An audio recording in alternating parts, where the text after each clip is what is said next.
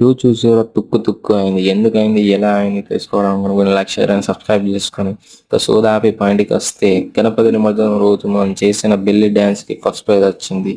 ఇదే మనకు వచ్చిన గిఫ్ట్ ప్రైజ్ ఎంతో తెలుసా? -700 రూపీస్ లాస్. అర్థమైంది అనుకుంటా షూ కాస్ట్. ఏముంది, చేసేదేమీ లేక కొత్త షూ కావాలని మా డాడీని అడిగితే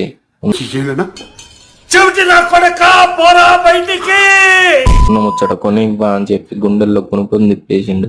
ఏడ్చుకుంటూ మా అమ్మకి చెబితే మా అమ్మ ఇంక 2 ఎక్కువనే దింపింది. ఇక చేసేదేమీ లేక మన పేషెంట్ ని హాస్పిటల్ కి అయితే తీసుకోబోతున్నాం.